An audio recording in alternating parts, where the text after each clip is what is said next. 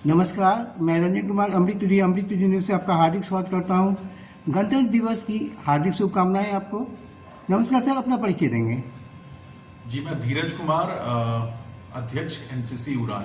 जी, इसका क्या संदेश देंगे आप युवाओं को, ताकि देश में राष्ट्रीय एकता और सद्भावना बनी रहे और हमारा देश जो है वो दुनिया भर में भारत माता का नाम रोशन करे? सर्वप्रथम आपको गणतंत्र दिवस की हार्दिक बधाई। जी। गणतंत्र दिवस की पूर्व संध्या में आपको बहुत बहुत हार्दिक बधाई।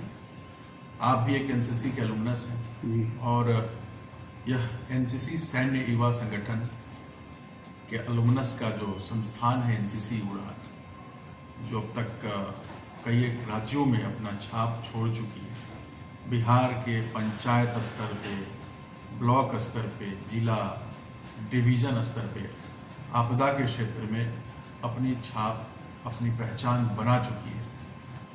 और उसके प्रतिनिधि होने के नाते मैं सैन्य युवा संगठन के सभी सदस्यों को इस 76वें गणतंत्र दिवस की हार्दिक बधाई देता हूं। हम 75वां संविधान, चूंकि गणतंत्र दिवस से ही हम समझते हैं कि संविधान की निर्माण हुई थी, 75वां संविधान वर्षोत्सव हम लोग अभी मनाने जा रहे हैं। और इस संविधान के माध्यम से अंग्रेजों के कड़े कानून से हमें निजात मिला था और इस भारतीय संविधान ने हमें कई एक ड्यूटीज और अधिकार भी हमें दिया था। अधिकार के साथ साथ कर्तव्य भी दिया था। अब मैं इस 76वां गणतंत्र दिवस में यही कुछ कहना चाहूंगा कि हमें अधिकार भी मिले हैं संविधान से, लेकिन हम अधिकार में ज्यादा लिप्त हैं और अपने स्वाभिमान को जोड़ करके, और शायद कुछ हम देश के लिए कभी कभी दिग्भ्रमित हो जाते हैं। देश हित में, राष्ट्र हित में चीजें नहीं हो पाती। मेरा जो निजी सुझाव है अपने सभी उन भाइयों के लिए जो सैन्य युवा संगठन के एलुमनस हैं, कि अधिकार तो हमारे पास दिया है संविधान, वो हमारी ताकत है, इसमें कोई दो राय नहीं। लेकिन जो ड्यूटीज है, जो कर्तव्य है, हमें उस कर्तव्य का निर्वहन करना, ये हमारी नैतिक जिम्मेदारी है। और हम अपनी कर्तव्यों को अपना स्वाभिमान बना लेंगे और इसी का संकल्प ले लेंगे तो निश्चित ही राष्ट्र के हित में होगा और हमारी राष्ट्र भी ऊंचाइयों को छूते रहेगी। हमें बहुत ही अच्छा लगता है जब हमारे भारत के प्रधानमंत्री दूसरे देशों में जाते हैं और जब हम अखबार में पढ़ते हैं कि भारत ने दूसरे देशों में अपनी छाप छोड़ी, चाहे वो किसी पॉलिटिकल पार्टी के प्रधानमंत्री हो, इससे फर्क नहीं पड़ता, लेकिन सीना चौड़ा हो जाता है। चूंकि भारत का प्रधानमंत्री, हमें नहीं लगता है कि कोई भी हो, किसी पार्टी का हो, अब इन दिनों 75 वर्ष से जो भी प्रधानमंत्री रहा, वो अपने अधिकार से ज्यादा अपने कर्तव्यों का निर्वहन करते हैं। और हम सभी जनता को भी इन्हीं चीजों से प्रेरित होना चाहिए कि संविधान जो हमें अधिकार दे रही है वह एक तरफ, लेकिन जो हमें ड्यूटीज है, जो हमारी कर्तव्य है, उसका निर्वहन करना होगा।